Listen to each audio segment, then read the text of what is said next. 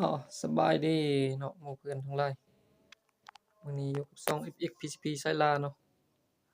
ถือว่ามันเครื่องมาประกอบTactical ถือว่ามันครบหมดแล้วเนาะเรามาฮอดครบหมดแล้วแต่ว่าช่วงนี้ข้าพเจ้าก็เป็นไข้แน่เนาะบ่มีเวลามาเฮ็ดคลิปเลยสิประกอบก็บ่มีแรงสิสูบเนาะถือว่ามันปะให้ช่วงไข้หน่อยหนึ่งก่อนค่อยประกอบเนาะเพราะว่าช่วงนี้ก็บ่ค่อยสบายแล้วมามาฮอดแล้วเนาะ ตัวนี้เป็นแว่นมากับแล็กเนาะข้าพเจ้าเปลี่ยนออกเนาะอันนี้เป็นลูกยางที่ว่ามากับมันเนาะอันนี้บ่เอาเนาะข้าพเจ้าก็บ่เอาเพราะว่ามันแล็กมักไล่เนาะลูกยางตัวนี้ข้าพเจ้าใส่เป็นลูกยางตัวสีเหลืองเนาะตัวของแท้เนาะตัวนี้ข้าพเจ้าใส่เป็นแว่นของ Movia เนาะของเยอรมันเนาะจังได๋ข้าพเจ้าจะไขให้เบิ่งเนาะวิธีการไขมันเนาะเราเอาอันตุลบิดเนาะถ่ายมือเดียวเนาะบ่ค่อยถนัดใส่บอนว่างนี่เนาะใส่บอนว่างนี่แล้วก็งัดเลยเนาะมือจับนี่แล้วก็งัดแบบไม้ออกหั้นน่ะเนาะคือเราไม้อันตัวนั้นออกเนาะอืมจังได๋ข้าพเจ้าจะไขให้เบิ่งเด้อแว่นของแท้นี่มันเป็นแนวใดเนาะเดี๋ยวจะอธิบายเกี่ยวกับตัวว่ามันใส่แว่นตัวนี้มันดีหยังเนาะคือว่าแว่น Movia เนาะตัวนี้เป็นห้องลมเก็บเนาะเวลาเราตีลมออกลมจะออกหมดเนาะว่าโลดลมไว้นี่แม่นแนวใดเนาะโลดลมไว้เนาะเวลาเราตีลมออกเนาะยิงออกไปลมอยู่นี่จะหมดเลยเนาะมันโลดลมไว้แสดงว่ามันลมมันจะเข้ามาเนาะปั๊บเข้ามาเลยเนาะเข้ามาแทนที่ตัวเก่าเนาะเขายิงออกอีกมันก็เข้ามาแทนที่ตัวเก่าเนาะแล้วมันโลดซ้ำเก่าเนาะแต่ว่ายิงออกมันก็โลดมาซ้ำนี้เนาะถ้าว่าเป็นแว่นที่ว่าบ่แม่นแว่นของ Movia เนาะเป็นแว่นที่ว่ามากับโรงงานเนาะเวลาเราตีลมออกเนาะมันจะโลดลมประมาณนี้เนาะตัวอย่างเด้อโลดลมประมาณนี้ตีลมออกอีกมันกลับเข้ามาโลดลมมันกลายบอนเก่าเนาะมันได้หลายกว่าเก่าเนาะยิงออกอีกบางทีมันได้น้อยเนาะมันเป็นแนวนี้นะมีผลหยังบ่เนาะมีผลแน่นอนเนาะถ้าว่าลมน้อยนี่ลูกปืนจะบ่บ่ไปตามใจเราเนาะมันจะ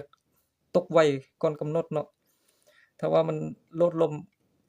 หลายโพดเนาะมันจะขึ้นสูงเนาะมันจะไปไกลเนาะถ้าว่ามันโลดอยู่ระดับนี้มันเฮ็ดให้คุมมันเพี้ยนเนาะแต่ว่าเป็นแว่น Movia นี่มันจะโลดเสมอเลยเนาะโลดลมเข้าไวเนาะตึกมาฮอดพี่ยิงออกตึกมาฮอดพี่เนาะประมาณนั้นเนาะประมาณนั้นสำหรับแว่น Movia เนาะถ้าว่าผู้ใดสนใจเนาะติดต่อเบอร์ตามหน้าจอนี้เนาะคนขายเราเป็นคนสำเนือเนาะจังหน่อยแชตไปว่าอ้าวคือบ่แม่นเสียงอ้ายว่าแนวนั้นแนวนี้บ่แม่นเนาะข้าพเจ้าบ่ได้ขายเนาะแต่ว่าข้าพเจ้าหั้นซื้อเครื่องนำลาวเนาะแล้วมันดีข้าพเจ้าก็มารีวิวให้เนาะส่วนเก็บเสียงเนาะเก็บเสียงเป็นเก็บเสียงตัวธรรมดาเนาะอันนี้มันน้องฮักทางวังเวียงเนาะเราแบ่งให้ใช้เนาะตัวนี้เราก็บ่มีงบแน่เนาะสิซื้อตัวแพงก็บ่มีงบเนาะก็บ่แม่นว่าแนะนำให้ลิ้นตามข้าพเจ้าเนาะอันนี้ข้าพเจ้ามันลิ้นรุ่นใดก็ได้เนาะขอแต่ออกลาได้โตเนาะเก็บเสียงรุ่นนี้บอกเลยว่าหนักเนาะหนักผู้ใดอยากได้ตัวเบาก็ซื้อตัวแพงกว่านี้เนาะมันสิหนักอยู่บอนข้อต่อตัวนี้เนาะหนักเด้อเก็บเสียงรุ่นนี้ถ้าว่าผู้ใดมีงบแม่นเอาตัวเบาดีกว่าเนาะ แต่ว่าข้าพเจ้าเล่นแบบใดก็ได้เนาะเอ่อเรานี่เว้าสุดก่อนแล้วเนาะจะบ่เว้าแล้วตัวนี้เป็น B&A เนาะที่ว่าสุดแล้วสั่งมาแล้วเป็น Red Hunter เนาะข้าพเจ้าตีกลับเนาะเพิ่นเคลมตัวใหม่มาให้เนาะเป็น B&A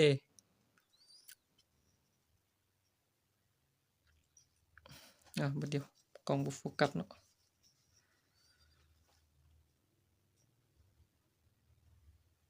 Made in USA เนาะของแท้เนาะ Made in USA เนาะเบิ่งแนวใดของแท้ของปลอมเนาะแต่ว่าของก๊อบมันสิตัวหนังสือสีเหลืองเนาะ Made in China เนาะเขาเขียนอยู่หั่นเนาะเป็นตัวก๊อบตัวของแท้เนาะเขาเขาสกรีนนี่มันจะลึกเนาะหูมันสกรีนนี่เนาะมันจะลึกเนาะสนใจก็ติดต่อเบอร์ตัวเทิงนี้เลยเนาะมีครบหมดเนาะบ่ว่าเป็นอะไรสูบบ่เป็นเกี่ยวกับกล่องสูบเป็นอะไรชุดซ่อมวาล์วชุดอัปเกรดชุดอัปเกรดตัวสปริงคอนเนาะแต่ละรุ่นมีหมดเนาะทักไปหาเราเนาะเบอร์ทางเทิงนี้เนาะทักไปหาเราโลดต่อไปข้าพเจ้าจะมาไขเบิ่งแว่นตัวของแท้เนาะเพราะว่าเปลี่ยนไปแล้วทำอิฐว่าจิบ่อัดเนาะสิบ่เฮ็ดคลิปแต่ว่า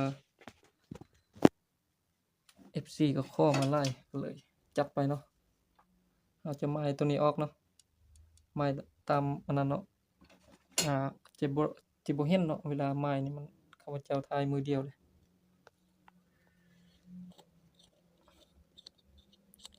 ความจริงมันแน่นเด้อข้าพเจ้าไม้ออกก่อนเนาะไม้ออกเนาะตัวนี้เฮ็ดแนวใดเอาออกเนาะเอาใส่ถ้าว่าบ่มีแบบนี้เนาะตัวนี้เป็นอันมันอยู่นำสโคปแคมเลยมันอยู่นำสโคปแคมเนาะถ้าว่าบ่มีตัวนี้นี่ซอกน็อตเนาะที่ว่ามันเป็นเกี่ยวแล้วหั่นเข้านี่ได้เนาะหั่นเข้าหูนี่หรือว่าเป็นเกวัตนี่ก็น่าจะถือกันอยู่เนาะเกวัตนี่ก็น่าจะถือกันอยู่เฮาหั่นตัวนี้เข้าเนาะข้าพเจ้าจะหั่นตัวนี้เข้าก่อนเด้อ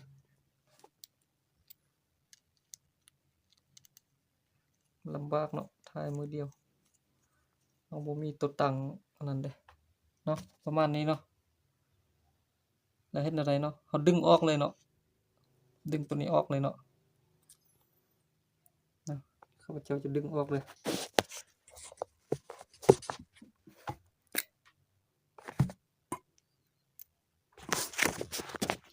เนาะดึงออกจะเป็นประมาณนี้เนาะตัวนี้เป็นแว่นมูมิอาเนาะต่างกันเนาะเบิ่งแต่สีก็รู้แล้วเนาะความแตกต่างเนาะตัวนี้จะออกเป็นเทาๆเนาะตัวนั้นจะออกเป็นดำเนาะ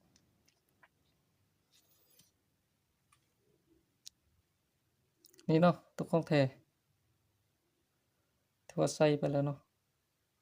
มันจะออกเป็นสีเหลืองๆหน่อยหนึ่งเนาะตัวของแท้เนาะตัวนี้แม่นออกมายามันเด้อบ่ทู่ก็ได้เนาะบ่ทู่ก็ได้ตัวนี้นะอ่าผู้ใดที่ว่าแลกไล่เนาะแลกไล่แลกไล่เป็นแนวใดเนาะเพราะว่าบางคนก็มือใหม่บ่ฮู้เนาะว่าแลกไล่มันจะได้แลกไล่เนาะแลกไล่หมายความว่าเนาะเฮาสูบอืมยังค้างอยู่ในเนาะตัวนี้เนาะซุมเทียบกันก็ได้เนาะมันจะสีเทาๆเนาะของแท้เนาะมากับมันจะออกดำๆเนาะแลกไล่เนาะเป็นอะไรเนาะแลกไล่ถือว่ามันเกวัตตัวนี้เนาะเวลาเราเติมลมเนาะเราเติมลมตัวอย่างซั้นเนาะขึ้นฮอด30เนาะตัวอย่างเนาะแต่ว่าบ่แนะนำให้เติมฮอดพี่เด้อเราเติมฮอด30เนาะแล้วเข้มตัวนี้มันจะแล่นขึ้นฮอด30คือกันเนาะอันนี้มันแลกไล่เนาะเพราะว่าเราตั้งแลกไว้ประมาณ12 13เนาะทำอิฐเนาะเราเติมลมแล้ว เราเติมลมแล้วฮอด30เนาะตัวนี้มันแล่นขึ้นฮอด30นำอันนั้นมันอาการแลกไล่เนาะแล้วจะแก้แนวใดเนาะแก้จั่งวิธีแก้มันเนาะแม่นเปลี่ยนตัวนี้เนาะเปลี่ยนตัวนี้เด้อเปลี่ยนยางสปรินเนาะ2เปลี่ยนตัวนี้เนาะลูกยางตัวนี้เนาะ3เปลี่ยนตัวนี้เนาะลูกยางตัวนี้เนาะ แล้วก็เปลี่ยนลูกยางอยู่ในนี่แหละไม้ตัวนี้ออกเนาะหั่นๆแล้วก็ดึงออกมันจะมีลูกยางอยู่ในนี้อีกในนี้เนาะประมาณนั้นเนาะวิธีแกะเหล็กไหลเนาะบ่ยากเนาะบ่ยากว่าผู้ใดอยากเห็นกลุ่มก็อดทนใจอดใจรอหน่อยหนึ่งเนาะปิดไข่เนาะช่วงนี้เนาะเว้าเติมอีกหน่อยหนึ่งเนาะเกี่ยวกับปืนเนาะหลายคนอยากได้ปลายทางเฉพาะปืนนี่มันเป็นเครื่องผิดกฎหมายเนาะมันจะบ่สามารถที่ว่าส่งอ่าจ่ายปลายทางได้เนาะมันเป็นเครื่องผิดกฎหมายฉะนั้นแล้วผู้ใดอยากซื้อเนาะให้เช็กเครดิตดีๆเนาะให้เบิ่งดีๆเนาะว่ามันผู้ใดส่งเครื่องแท้เนาะเพราะว่ามันเงินก็บ่แม่นน้อยๆเนาะเวลามันเสียไปแล้วก็เอาคืนบ่ได้เนาะหายากเนาะวิธีการตั้งแร็กเนาะตั้งแร็กเนาะเฮาคายน็อตเบอร์14นี่เนาะเฮาคายน็อตตัวนี้ออกเนาะเฮาคายน็อตตัวนี้ออกแล้วเฮาหั่นตัวนี้เข้าจ้ำๆเนาะทำอิฐเนาะหั่นเข้าตัวนี้เข้าจ้ำๆเด้อหั่นตัวนี้เด้อหั่นเข้าจ้ำปุ๊บเนาะแล้วเฮาม่ายออกประมาณ2รอบเนาะเฮาม่ายออกประมาณ2รอบแล้วเฮาหัดน็อต14นี่เข้าเนาะแล้วสูบเบิ่งเนาะบัดนี้เนาะหัดแน่นๆเนาะแจเบอร์14หัดรถเนาะแล้วใส่หัวเทศนี่เนาะหั่นเข้าไปแล้วต่อเข้ากับปืนเนาะปัญหาสำหรับมือใหม่เนาะสูบคือบ่เข้าเนาะอันนี้มีหลายคนโทรมาถามเนาะ หน้าวาล์วบ่ปิดเนาะหน้าวาล์วบ่ปิดมันนั่นเนาะสูบบ่เข้าให้เฮาง้างอันนี้เด้อง้างค้อนนี้ออกเนาะง้างค้อนนี้ออกแล้วสูบไวๆเนาะเฮาสูบไวๆสูบไวๆรถสูบดึกๆๆๆๆมันปะนะมันเข้าคันมันหน้าวาล์วมันปิดมันเฮารู้สึกว่ามันฝืดเนาะเฮาหยุดบัดนี้ค่อยสูบก็ได้เนาะทำอิฐมันนำมันไวๆรถเนาะให้ง้างสปริงค้อนนี้ขึ้นเนาะอ่าสำหรับFactor เนาะ Top A อ่า Super X เนาะคือว่าสูบบ่เข้าคือกันเนาะง้างนี่ขึ้นแล้วเนาะนำไวๆก็ยังบ่เข้าอยู่เนาะมันเป็นนำหยังเนาะให้มาเบิ่งเนาะมาเบิ่งตัวนี้เนาะให้มาเบิ่งตัวปรับลมเนาะเห็นบ่ตัวแดงๆนี่เนาะถ้าว่ามันบ่เข้าเนาะเฮาง้างอันค้อนนี่ขึ้นเนาะแล้วหัดตัวแดงๆนี่เข้าเนาะหัดตัวลมนี่เข้าจ้ำๆก่อนเลยเนาะแล้วก็สูบนำๆๆมันเนาะมันหักเข้าเนาะมันหักรู้สึกแล้วเนาะเวลาสูบเนาะมันหักอืดแล้วเราก็บัดนั้นเราสูบเติมลมเข้าถังเนาะตั้งแร็กหยังเรียบร้อยมันเราค่อยม่ายออกก็ได้เนาะตั้งลมเนาะตัวนี้เนาะเป็นตัวตั้งลมมาเว้าเรื่องตั้งแร็กต่อเนาะเราสูบเอาต่อใส่ปืนเนาะเอาต่อใส่ปืนแล้วเนาะเราใส่ฝาเทศเนาะฝาเทศใส่นี่เนาะแล้วเอาสูบถ้าว่ามันบ่ฮอดตามเราต้องการเนาะตัวอย่างเราตั้งไว้12เนาะเราต้องการให้มันอยู่ประมาณ11หรือว่า12เนาะมันขึ้นฮอด5เนาะหรือว่ามันใกล้5ไปหน่อยหนึ่งเนาะตัวอย่างเด้อแล้วเรามาเบิ่งทางนี้เนาะว่าเราสูบใกล้มันแล้วบ่เนาะถ้าว่าเราสูบยังฮอด5คือกับมันยังอันนั้นเด้อให้สูบอีกเนาะสูบอีกจนฮอด20พี่เนาะแล้วกลับมาเบิ่งว่ามันมาฮอด20นำบ่คันมันบ่มาฮอดมันยังอยู่เลข5เนาะให้เรามาตั้งใหม่เนาะคือเก่าเนาะไม้เบอร์14ออกเนาะแล้วค่ายออกอีกเนาะเพราะว่ามันบ่ฮอดเด้มันบ่ฮอดตามอันที่ว่าเราต้องการเนาะคายน็อตให้ไม้ออกเนาะถ้าว่ามันบ่ฮอดเนาะไม้ออกหน่อยหนึ่งก็ได้เนาะเพราะว่าถ้าว่าไม้ลายมันสิก่ายเด้เนาะไม้ออกแล้วก็สูบอีกเนาะเฮ็ดแบบเก่าหั้นคันบ่ทันฮอดก็ไม้ออกเนาะ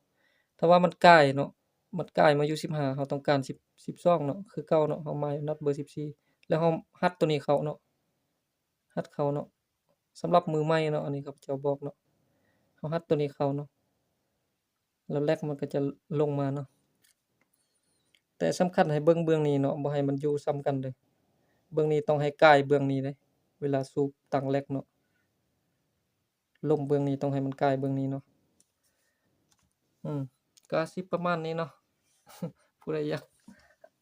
ต้องการเบิ่งกลุ่มก็อดทนหน่อยหนึ่งเนาะข้าพเจ้าดีไข่หน่อยหนึ่งมีแรงสูบลมก็จังค่อยลงกลุ่มให้เนาะอดใจรอ ผู้ใดสนใจเนาะสุดโลดเนาะ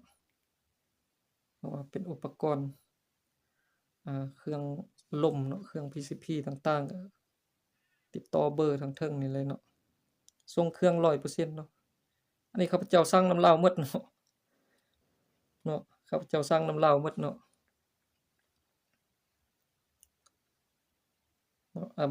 บ่ได้สั่งนี่มีแต่เก็บเสียงกับเป็นลำทองนี่เนาะเพราะว่าเราลิ้นลำเล็กเนาะของเราประมาณนี้เนาะอย่าลืมติดตามช่องของข้าพเจ้าเนาะ FX PCP ไซลาเนาะว่าจะเฮ็ดคลิปดีๆออกมาเกี่ยวกับมือใหม่เนาะงานเวียดเนาะประมาณนี้เนาะขอขอบใจ